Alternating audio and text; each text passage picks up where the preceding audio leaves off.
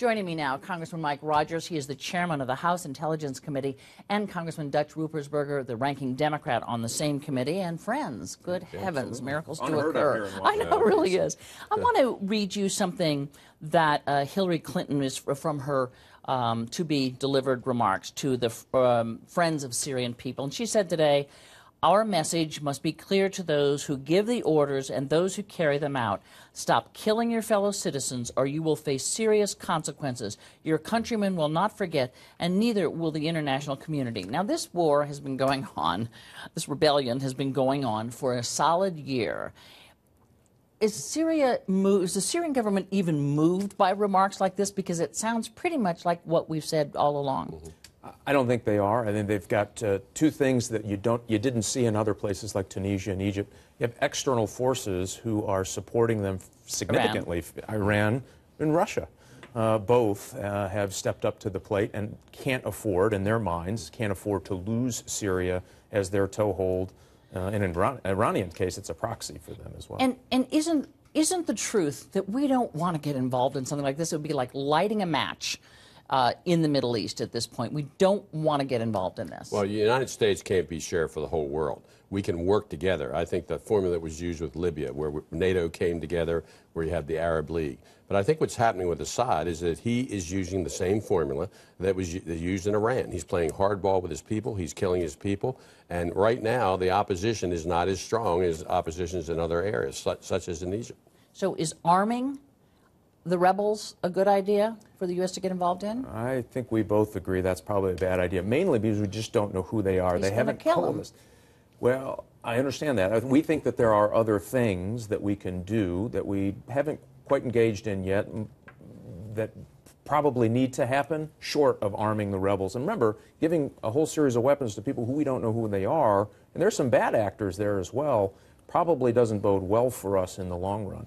Okay. Syria is also a lot more sophisticated as far as their weaponry is concerned, and they than have Libya. Than Libya and other areas in the Middle East. But also, they have a cadre of weapons that are very dangerous, and we are concerned, just like we were in Libya, that if these weapons of mass destruction, if the chemical or biological weapons get in the hands of terrorists or other groups, that could be very detrimental to the Middle East, but also to the national security of the United States. So it is better not to arm this group than to allow him to crush the opposition, which is likely going to happen if there's no internet. I mean, he already is. Sure, but I don't think we're saying that. I think there's other ways and some other things that we can do.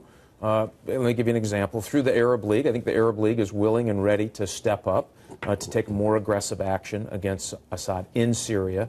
We should be a part of that in a support role that I think is much better for the United States in the long run.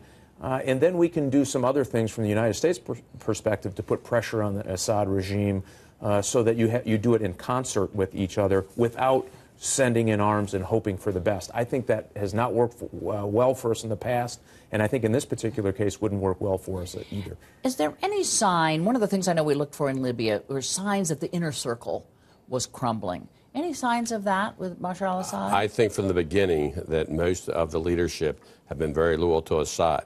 But Assad makes sure that the way he runs his government, that he has people around him, including his representative to the United Nations, including the ambassador to the United States, that they always are focused on their plan, and that plan is to keep dominance over their people. It's unfortunate that so many people have been killed there. It's wrong, but at this point, there's so many hot spots that we need to have the whole region come together. We just can't have the United States come there by themselves. Alone. And we should add, there's absolutely zero American support for such a thing. So I would think so. And we don't really see Assad's inner circle crumbling. Remember, they're having a lot of victory, supported by external forces like Iran, like Russia. So they, in their minds, this is all a zero-sum game for them. They realize that if they defect, they don't think the world is coming.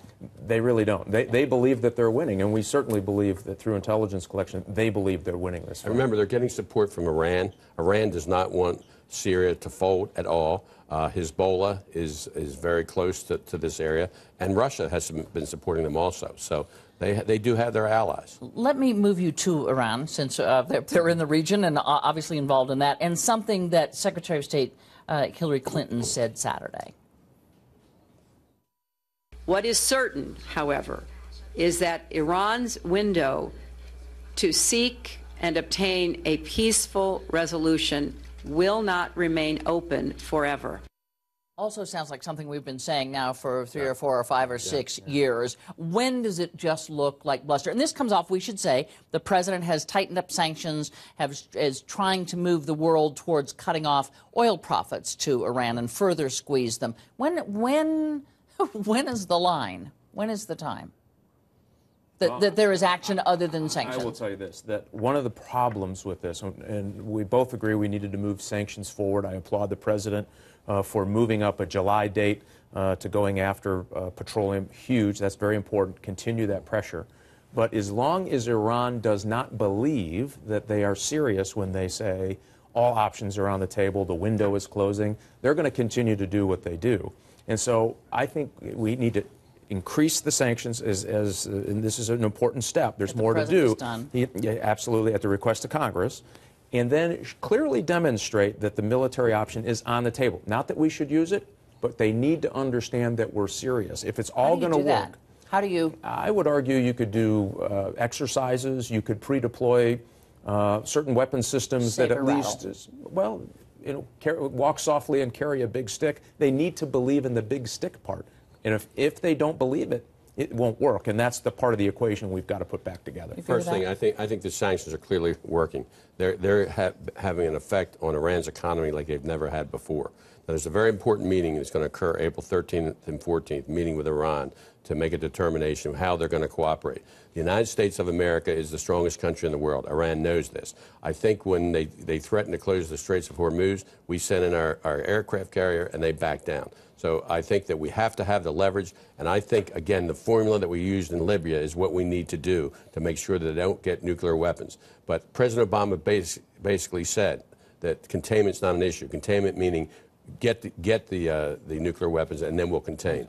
And that's off the table. So we have to be strong and let them know we mean business. And finally, let me ask you, the president this week was caught in a microphone in a meeting with the president of Russia where he sort of leaned over and said, hey, could you deliver a message to me, to Putin, incoming president, and tell him on this whole, missile defense thing, I can't do much now.